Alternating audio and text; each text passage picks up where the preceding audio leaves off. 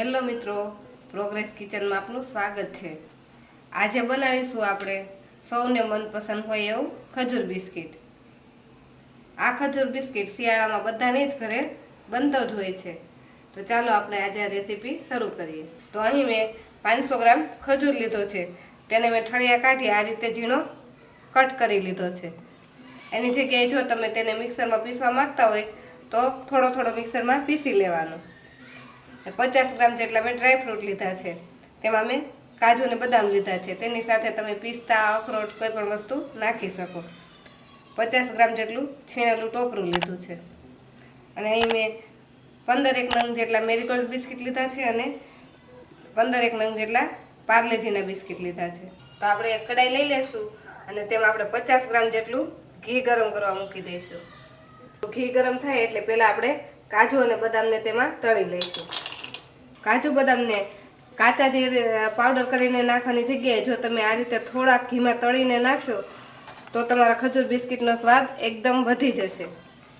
એક જ મિનિટમાં આપણા કાજુ અને બદામ તળાઈ ગયા છે તો તેને આપણે હવે કાઢી લઈશું। તો આ તળેલા કાજુ બદામને આપણે ઠંડા થવા દઈશું, પછી આનો મિક્સરમાં આપણે પાવડર કરી લઈશું। હવે આ બાકીનું જે ઘી છે તેમાં આપણે આપણો કટ કરેલો ખજૂર નાખી દઈશું। હવે આ ખજૂરને આપણે એકદમ ધીમા ગેસ પર શેકી લઈશું। આપણે જેમ જેમ ખજૂરને શેકશું તેમ તે પોચો થતો જશે। આપણે બધું જ ખજૂરમાં ઘી હવે સારી રીતે ભળી ગયું છે। હવે આવી જ રીતે આપણે આને એકદમ હલાવતા જઈશું આ રીતે અને શેકતા જઈશું। આ ખજૂરને શેકાતા 1 મિનિટ થઈ છે ત્યારે આપણો ખજૂર બધો ભેગો થવા માંડ્યો છે।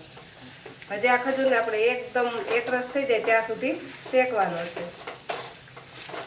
તો 8 થી 9 મિનિટ જેટલો સમય થઈ ગયો છે અને આપણો ખજૂર એકદમ સરસ શેકાઈ ગયો છે। તો તે ક્યાંય પણ ચોટતો પણ નથી, એવો સરસ એકદમ એકરસ થઈ ગયો છે શેકાઈ। તો હવે આપણે ગેસને બંધ કરી દઈશું।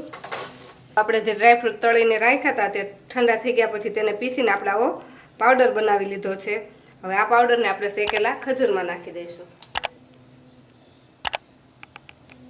તેની સાથે આપણે જે સૂકું ટોપરું લીધું છે તેમાંથી થોડું ટોપરું પણ નાખી દઈશું અને આ બધી જ વસ્તુને આપણે મિક્સ કરી દઈશું। જો તમારો ખજૂર વધારે પડતો કડક હોય તો તમે એને પોટેટો મેશરથી મેશ કરીને પણ એકરસ કરી શકો। હવે આ રીતે આપણે બધું જ એક સરખું ભળી જાય ત્યાં સુધી એને હલાવશું। તો હવે આપણે આ જે બનેલું મિશ્રણ છે તેને આપણે બીજા વાસણમાં લઈ લેશું। તો આપણું મિશ્રણ થોડુંક ઠંડુ થાય પછી હાથની મદદથી એને આપણે આ રીતે મસળી લઈશું થોડું। અને મિશ્રણ જો વધારે પડતું ગરમ લાગતું હોય તો હાથમાં તમે કોઈ પ્લાસ્ટિકની કોથળી પહેરી અને પછી પણ તેને આ રીતે મસળી શકો। તો આપણે હાથેથી આને સરસ મસળી લીધું છે। હવે આમાંથી આપણે પૂરીનો કેટલો લુઓ લઈએ એ રીતે આપણે થોડું થોડું આ રીતે હાથમાં લઈ તેને આ રીતે ગોળ વાળી આ રીતે દબાવી દેવાનું અને આ રીતે આની આવી પૂરી જેવી થેપલી બનાવી દેવાની। આપણું બિસ્કિટ હોય આપણા બિસ્કિટના સાઈઝની આ થેપલી બનાવવાની। આવી રીતે પણ તમે બનાવી શકો અને એક બીજી રીતે પણ આ રીતે તમે પૂરીની જેમ થેપલી બનાવી શકો। તો તેના માટે આપણે જે પૂરી જેટલો લુઓ લીધો હતો તેટલું જ આમાંથી મિશ્રણ લેવાનું અને તેનો લુઓ બનાવી લેવાનો।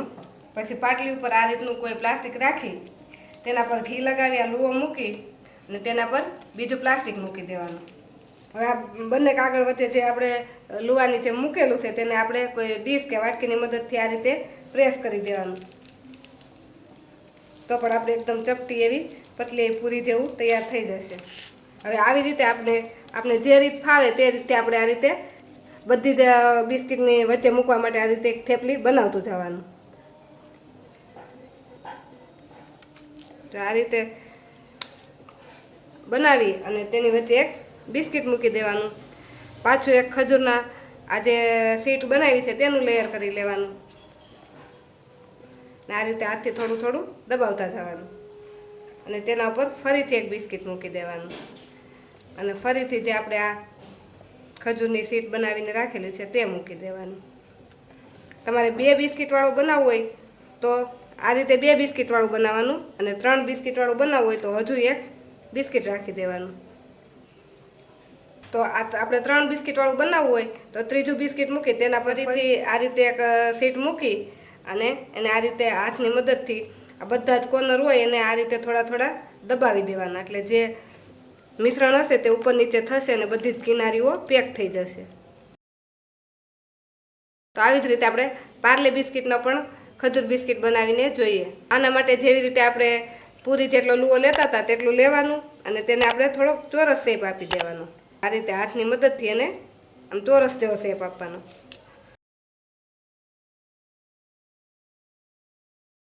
જો આપણે આ રીતે ચોરસ શેપ આપી દીધો છે તો પેલા બિસ્કિટની જેમ જ આપણે પેલા આવી ચોરસ થેપલી બનાવી લઈએ. તો આપણે પાર્લેજી બિસ્કિટ માટે આ રીતની ચોરસ જે થેપલી બનાવી છે તેના પર આપણે એક બિસ્કિટ મૂકી દઈશું. એક બિસ્કિટ મૂકી ઉપરથી પાછો એક આ મૂકી દઈશું ને ફરીથી તેના પર બિસ્કિટ મૂકી દઈશું ને ફરીથી આપણે જે થેપલી બનાવી તે મૂકી દઈશું અને હાથથી મદદથી હવે તેની બધી સાઈડને આપણે પેક કરી દઈશું. આ રીતે બધી સાઈડને આપણે દબાવી દઈશું એટલે એ પણ ખૂણો બાકી નહીં રહે.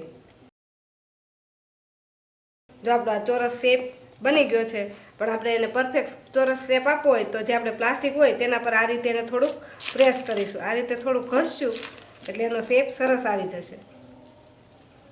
જો આ રીતે પ્લાસ્ટિક પર થોડુંક આપણે આમ ઘસીશું એટલે એનો શેપ એકદમ સરસ ચોરસ લંબચોરસ આવી ગયો છે. તો હવે આ જ રીતે આપણે બધા રોલને વાળી લઈશું. હવે આપણે જે ટોપરું વધાર્યું હતું તેને આપણે એક ડીશમાં નાખીશું ને આપણા બધા જ રોલ વળી ગયા છે તેને આ ટોપરાથી આપણે કોટ કરી લઈશું. આ રીતે ટોપરામાં મૂકી અને બધી જ બાજુ આપણે ટોપરું લગાવી દઈશું. જો આ ટોપરાની જગ્યાએ તમે ડ્રાયફ્રૂટનો ભૂકો કરીને લગાવવો હોય તો તે પણ લગાવી શકો. તો આવી રીતે આપણા બધા જ પીસને આપણે ટોપરું લગાવી દઈશું.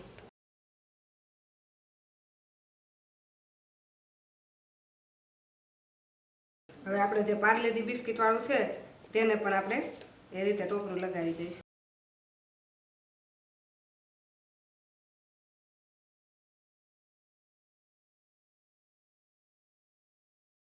તો હવે થોડીક વાર માટે આપણે બધા રોલને ઠંડા થવા દઈશું. આપણા રોલ બધા હવે ઠંડા થઈ ગયા છે તો હવે તેને આપણે કટ કરી લઈશું. રોલ સરસ ઠંડા થાય પછી જ એનું કટિંગ કરવાનું, તો જે બિસ્કિટ વ્યવસ્થિત કપાશે, નહીંતર બિસ્કિટ કાપશો ત્યારે બિસ્કિટ વચ્ચેથી ભૂકો થઈ જશે.